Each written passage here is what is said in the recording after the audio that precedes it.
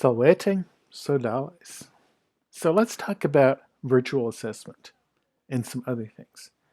And let's talk about your score, which you do not have to share with me, on the assessment in yesterday's video.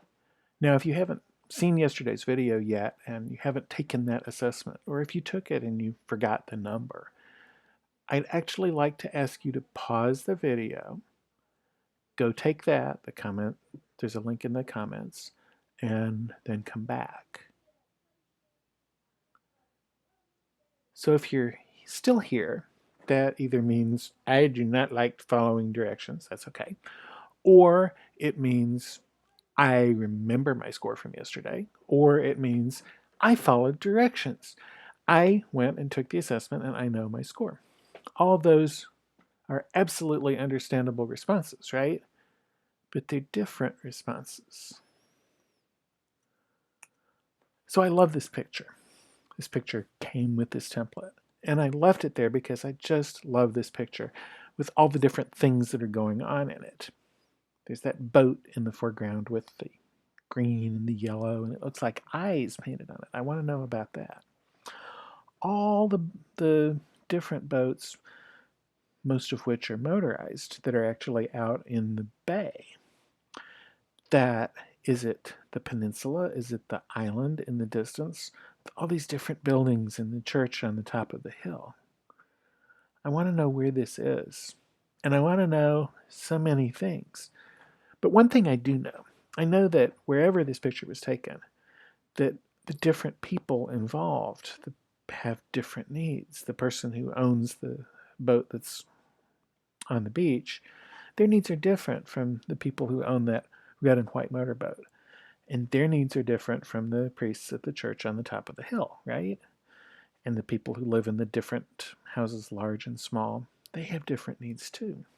Different problems that call for different solutions. Well, that's true for our students, we know that, but it's true for us as teachers too. Different problems call for different solutions. And as I looked at the assessment, and as I looked at the scores that people have shared with me, my own 15 is low because I knew I was a good teacher before COVID, but most of the other things don't apply to me. Yours might have been a 50, and yours is just totally different from mine. Different problems, different solutions. If your score was greater than 35, it was 35 or greater, you probably feel like you're drowning. You probably feel like you're out in the middle of that water somewhere, and you need somebody to rescue you.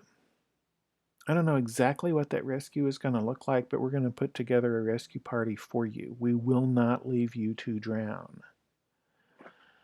So folks whose score is 35 or greater know that help is on the way, and help will be on the way really soon. If your score is between 18 and 34, you're not drowning. You're keeping your head above water, but you probably don't feel like you're swimming all that effectively in these strange waters that are hybrid and remote teaching in COVID-era schools. You probably feel like you are dog paddling or treading water or something like that, and you probably feel like, okay, I don't exactly need to be rescued. It might be nice to have a flotation device, but really what I need is some swimming lessons, right? If this is going to be around for a while, I want to get better at what I'm doing here. I'm not drowning, but I'm not doing as well as I could be. Know that those swimming lessons and those flotation devices are on the way. And if your score was under 18, that's telling us something too. You're doing pretty well. You are able to swim in these strange waters. You may be getting kind of tired. You may be exhausted. But you know how to swim. You know how to tread water. You probably actually have something that you can do that you've discovered to help others. You may have already shared it, or you may be thinking, oh, everybody knows about that, but maybe they don't. Or maybe you need help with something particular. Maybe there's like a little bit of swim coaching to take you to the next level, to continue with our swimming metaphor. And I borrowed that metaphor from one of my personal mentors way back when COVID was first starting. She said,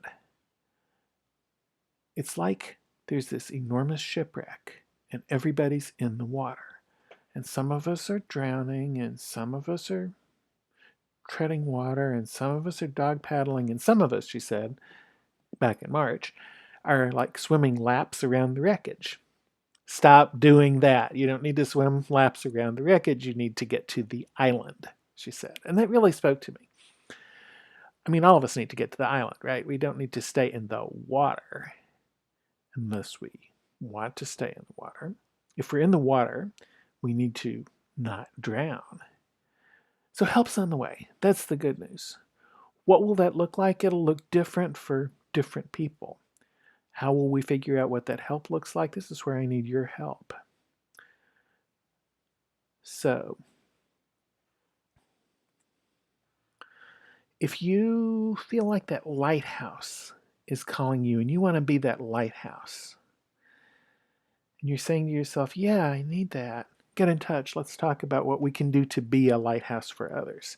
If you feel like you're drowning in the water, let me know what a rescue party would look like. And if you're kind of feel like you're floating, treading water, dog paddling, but you need to get better at this strange, one specific aspect of this strange new world, please get in touch too.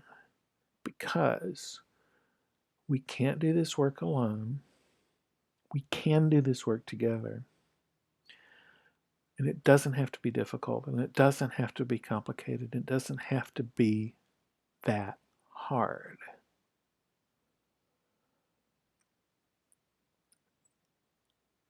So I'm going to be in touch with some people specifically, but if you just know I need to be in touch with Justin now because I need help, you guys know how to reach me. We'll talk to each other soon. We'll be back tomorrow with another video based on some things that I'm already hearing. And until we see each other again, keep your head up out of that water. Know that help is on the way. Waleting Sodales.